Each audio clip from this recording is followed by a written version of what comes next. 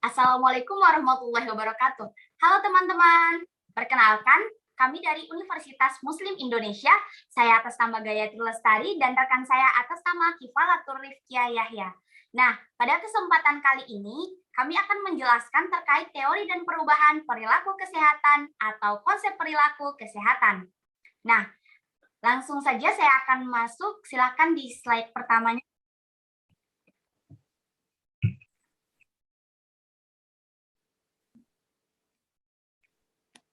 Nah, teman-teman, apa sih pengertian perilaku kesehatan itu? Mohon maaf, apa sih pengertian perilaku? Nah, perlu kita ketahui bersama bahwa perilaku itu berasal dari kata peri dan laku, di mana peri berarti cara berbuat kelakuan atau perbuatan, dan laku berarti perbuatan atau kelakuan, yaitu cara menjalankan. Nah, perlu kita ketahui bersama teman-teman bahwasannya perilaku ini terbagi menjadi dua. Yang pertama ada perilaku alami dan yang kedua ada perilaku operan. Perlu kita ketahui bersama bahwasannya perilaku alami itu berasal dari semenjak kita dilahirkan. Nah, itulah yang disebut dengan perilaku alami. Nah, sedangkan perilaku operan itu merupakan perilaku yang dibentuk atau diajarkan. Misalnya kita diajarkan oleh orang tua kita. Nah, itulah yang disebut dengan perilaku operan atau perilaku yang dibentuk. Kemudian di slide berikutnya. Nah, teman-teman, di sini ada definisi kesehatan. Definisi kesehatan adalah kondisi kesejahteraan fisik, mental, dan sosial yang lengkap dan bukan sekedar tidak adanya penyakit atau kelemahan. Pemahaman tentang kesehatan telah bergeser seiring dengan berjalannya waktu. Nah, teman-teman, di slide berikutnya ada definisi perilaku kesehatan. Nah, perilaku kesehatan adalah suatu respons seseorang atau organisme terhadap stimulus atau objektif yang berkaitan dengan sakit dan juga penyakit. Tentunya tidak perlu saya jelaskan lebih panjang lebar lagi terkait definisi perilaku kesehatan dan juga definisi kesehatan sendiri. Nah, kemudian lanjut di slide berikutnya. Nah, teman-teman, di sini ada perubahan perilaku sehat. Apa sih perubahan perilaku sehat itu? Nah, yang pertama, ada pendekatan sikap. Yang kedua, ada pendekatan kognitif dan juga pendekatan transformatif, berupa yang terakhir pendekatan rekayasa sosial. Nah, di sini saya akan menjelaskan terkait keempat poin tersebut. Nah, yang pertama, pendekatan sikap yaitu perilaku sehat dengan melakukan perubahan sikap pada seseorang. Nah, yang kedua, pendekatan kognitif. Nah, pendekatan kognitif yaitu mengubah perilaku sehat dengan melakukan modifikasi pada cara berpikir seseorang. Nah, kemudian yang ketiga, pendekatan transformatif, yaitu mengubah perilaku yang sehat dilakukan melalui berbagai tahap transformatif. Nah, yang keempat, pendekatan rekayasa sosial, yaitu mengubah perilaku sehat dengan memodifikasi lingkungan sosial seseorang. Nah, berikutnya akan dijelaskan oleh Saudari Rifkia Yahya. Kepada Saudari, saya persilahkan. Baik, terima kasih atas kesempatan yang diberikan kepada saya. Saya akan melanjutkan materi yang telah dibacakan oleh Saudari Gayatri, yaitu hubungan kesehatan dengan perilaku. Perilaku merupakan faktor kedua yang mempengaruhi derajat kesehatan masyarakat, karena sehat atau tidak sehatnya lingkungan kesehatan individu, keluarga, dan masyarakat sangat tergantung pada perilaku manusia itu sendiri. Di samping itu, dipengaruhi juga oleh kebiasaan, adat istiadat, kebiasaan, kepercayaan, pendidikan, sosial ekonomi, dan perilaku-perilaku lain yang melekat pada dirinya. Perilaku seseorang merupakan hal yang dipengaruhi oleh beberapa aspek. Yang pertama, adat, sikap, emosi, nilai, etika, kekuasaan, persuasi, atau genetika. Perilaku sendiri penting dan berpengaruh dalam kesehatan, terutama tentang perilaku hidup sehat. Perilaku yang positif akan berdampak positif pula bagi kesehatan individu. Perilaku yang sehat sangat mempengaruhi kualitas hidup dan taraf hidup seseorang agar dapat menjadi lebih baik dan sejahtera.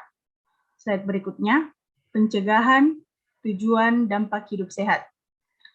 Tujuan atau manfaat dari pola hidup sehat tentunya untuk menjaga kesehatan tubuh supaya tidak mudah sakit.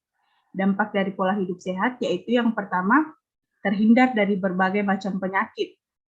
Manfaat pola hidup yang pertama ini pastinya dapat kamu rasakan dengan segera adalah tubuh menjadi lebih sehat.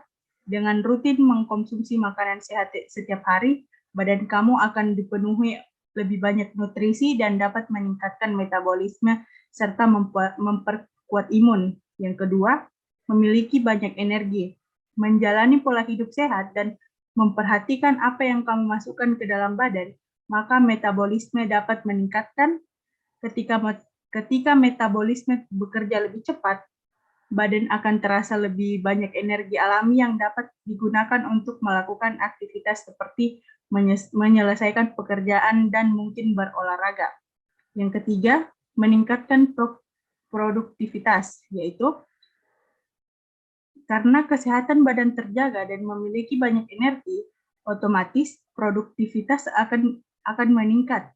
Kamu bisa melakukan kegiatan sehari-hari, bahkan dapat mewujudkan impianmu tanpa adanya hambatan sedikit pun. Yang keempat, berat badan terjaga.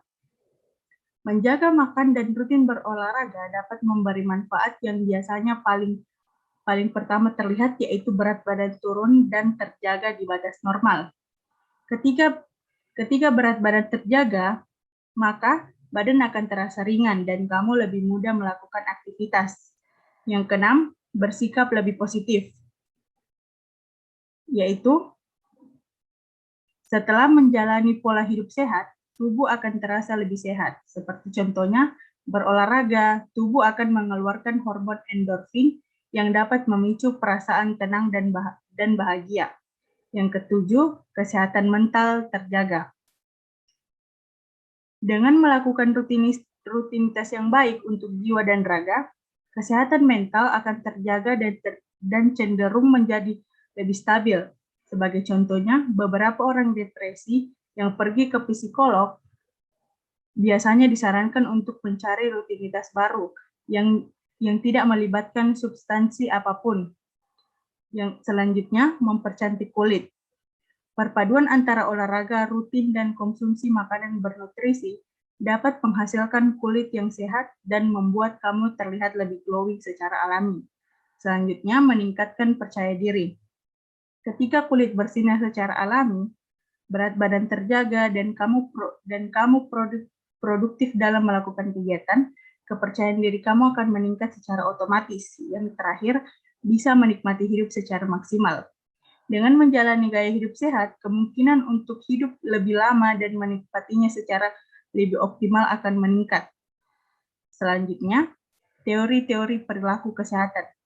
Teori perilaku menurut Badan Kesehatan Dunia, yaitu WHO, bahwa seseorang berperilaku karena adanya 4 alasan pokok, yaitu yang pertama, pemikiran dan perasaan. Yang kedua, adanya acuan atau referensi dari seseorang atau pribadi yang dipercayai. Yang ketiga, sumber daya yang tersedia merupakan pendukung untuk terjadinya perilaku seseorang atau masyarakat. Yang keempat, sosiobudaya. Sosiobudaya setempat biasanya sangat berpengaruh terhadap terbentuknya perilaku seseorang. Selanjutnya, perilaku kesehatan dapat diklasifikasikan menjadi 3 kelompok, yaitu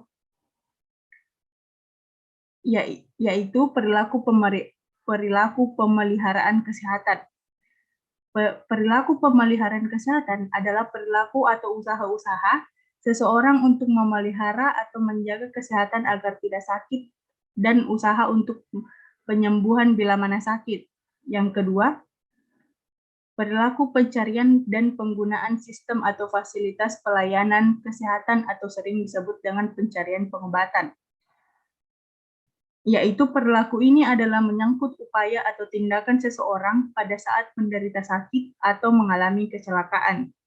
Tindakan atau perilaku ini dimulai dari mengobati diri sendiri, pengobatan alternatif, pengobatan kesehatan, pengobatan sampai mencari pengobatan ke luar negeri. Yang terakhir, perilaku kesehatan lingkungan.